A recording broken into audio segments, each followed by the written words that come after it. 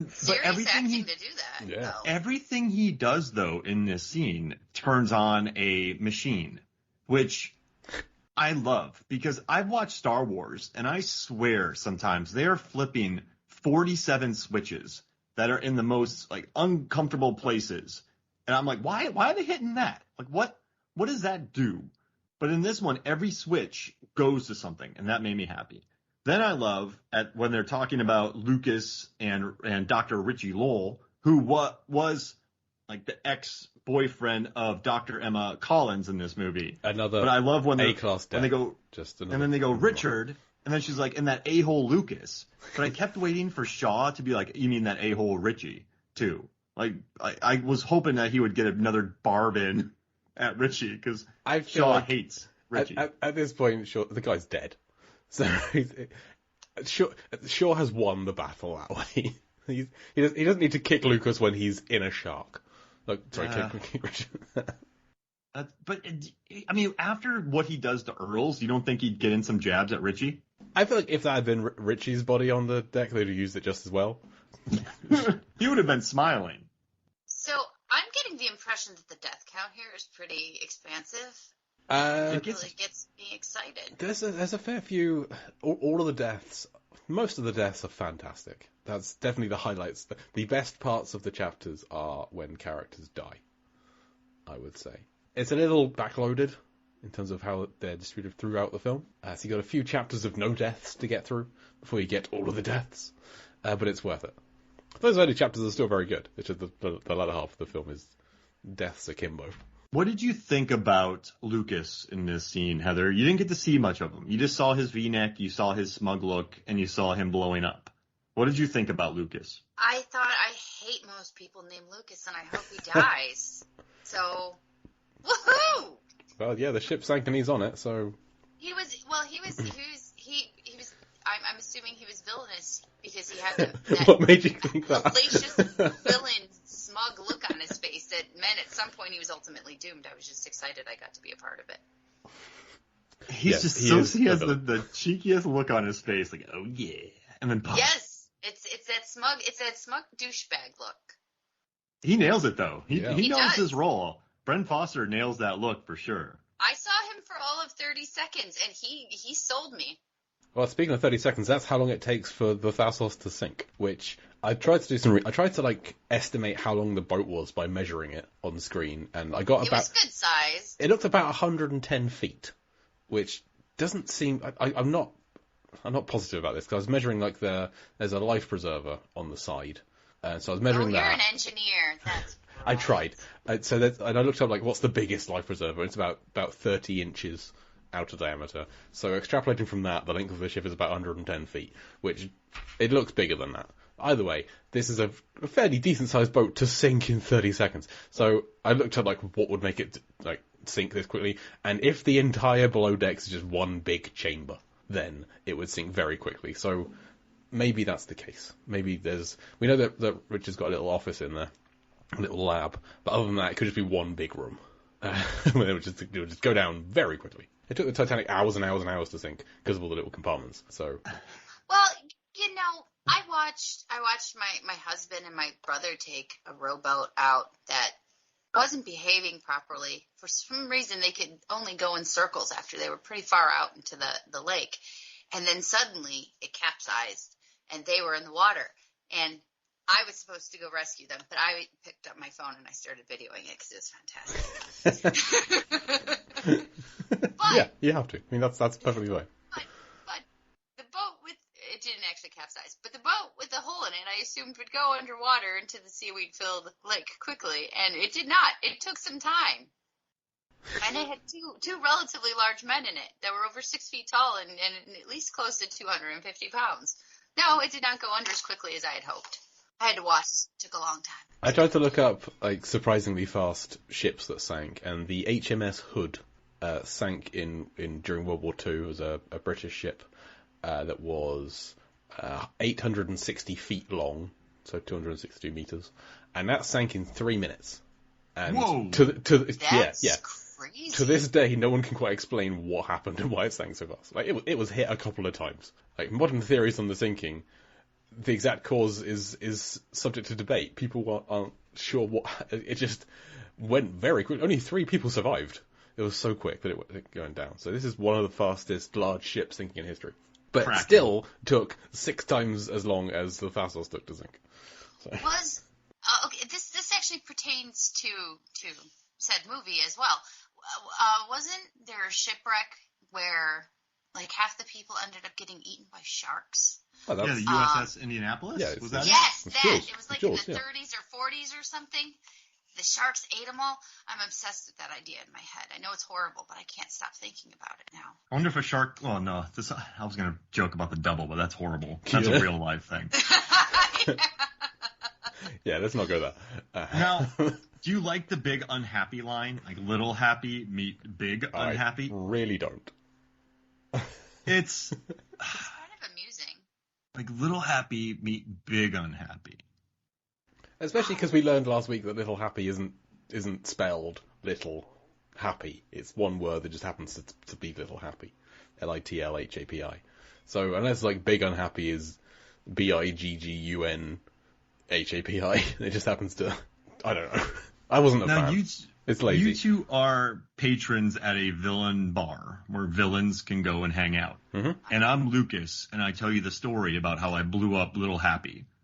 And then I went and just did my own thing, wore V-necks, it's cool. I tell you that line, are you impressed? No, well, it does fit with Lucas's character, because there's a previous death, I won't spoil for Heather's benefit, where he has a little one-liner afterwards, which is also terrible. So this is, it's consistent.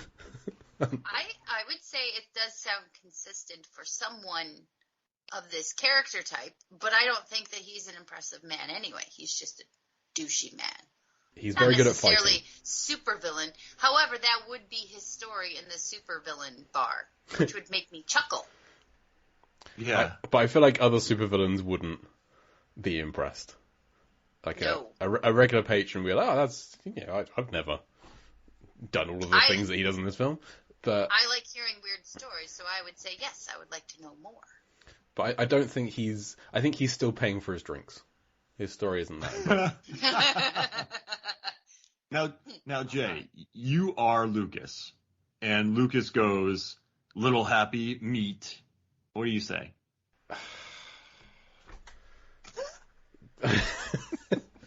That was the longest sigh I've ever heard. Because I'm disappointed with myself that I don't have something prepared.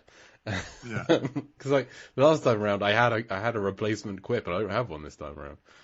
I would just say extra large fries, because it sounds good. Extra large fries. And now after Burger King, I'm thinking about extra large fries. Boom. Little happy meet big explosion. If you have the little happy meat, There you then go. big unhappy is like the correct response to that, because it it mirrors the start of the sentence. But so maybe that's it. Maybe he just started saying little happy meat, and he hadn't figured where he was going to go with it, and then he just I suppose I just have to say big unhappy. Call your mommy, because there's about to be a tsunami. I think that's So on bad. point with character too. That would totally work. That definitely Imagine- comes from a V-neck. Wait, Sure. what did you say? Definitely. Like it. Say that again? Yeah. It didn't make any sense. Call your mommy, because there's about to be a tsunami. Did you mean that to rhyme? Because it didn't quite. It almost it's like close enough to be intentional, but it didn't quite. Version of your Come back. mom. It Yeah. doesn't have to work. It's the aquatic version of your mom, I think. Can I have your You can satellite your mom at phone? any time. Yeah, it's a seafaring mom joke. Yeah, totally. Or your mom specifically. Like if somebody says something, you can just say your mom. It doesn't have to make sense. Yeah. It's a Really retort true. you can always use. So for Shark Movie, you could definitely throw that in. After Airheads, that movie Airheads with Adam Sandler, Brendan Fraser. Hey, you know it, Love Jay. that movie. Yeah, I had those too. It's an Adam Sandler film. So there's a line in there where she's like, "What are you thinking about?" And he goes, "Swimming pools." That's how I answer everybody. Like a lot of people are like, "What are you thinking about?" They're like, "Oh, your mom." Like when people ask me what I'm doing, I don't feel like answering. I just go swimming pools, and that became like my thing, and people hate it.